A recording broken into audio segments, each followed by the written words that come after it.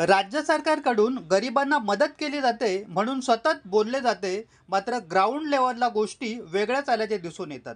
गरीब लोकांना जगण्यासाठी कचऱ्यातील कुजलेले अन्न खावे लागते। कल्याण पूर्वेला सूचक नाका परिसरात अशीच एक हृदयद्रावक घटना घडली असून एका मुलीने खेळता खेळता डम्पिंगच्या कचऱ्यातील गुलाबजाम खाल्ल्याने तिची प्रकृती बिघडली आहे। अनिता चंद्रवंशी असे तिचे नाव असून तिच्यावर खासगी रुग्णालयात उपचार सुरू आहेत। कल्याण डोंबिवली महानगरपालिकेच्या वतीने सूचक नाका टेकडीवर कचरा टाकला जात असून या डम्पिंग ग्राउंडला नागरिकांनी विरोध केलाय। या डम्पिंग ग्राउंडमुळे नागरिक कचऱ्याच्या दुर्गंधीने त्रस्त असून भर वस्तीत डम्पिंग नकोच अशी भूमिका नागरिकांनी घेतली। क्या खाया था बेटा तूने? गुलाबजामुन।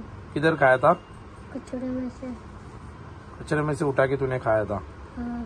उधर डंपिंग नेतुली टेकड़ी की इधर जिधर तू रहती सूचक नाके पे? हाँ। ओके। मला एक फोन आला। फोनवर मला कळालं की मेट्रो सिटी हॉस्पिटलला आडवली इथे एक 14 ते 15 वर्षाची मुलगी ऍडमिट आहे।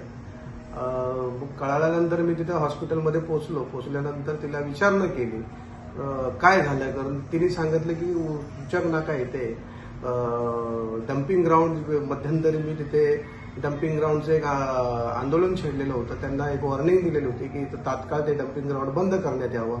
त्यांनी कालांतराने काही वेळ मागितलेला होता की आम्ही कुठेतरी शिफ्ट करतो, थोडासा वेळ हवाय।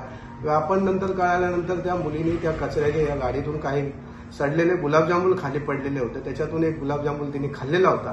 त्याच्यामुळे तिला इन्फेक्शन झालेलं होतं, त्यामुळे ती हॉस्पिटलमध्ये ऍडमिट होती। पण आपल्या या महाराष्ट्राची एवढी दुरावस्था आहे की आज लोकांना अन्न भेटत नाहीये, त्याच्यामुळं कचऱ्याच्या पडलेल्या गुलाबजामुन खाल्ल्यानंतर तिला इन्फेक्शन झालेलं आहे। अत्यंत दुःखद घटना आहे। तात्काळ हे डम्पिंग बंद करण्यात यावं आणि ते कायदेशीर त्या डम्पिंग आणि महानगरपालिकेवर कारवाई करण्यात यावी ही रिपब्लिकन पार्टी ऑफ इंडियातर्फे एक आव्हान आहे।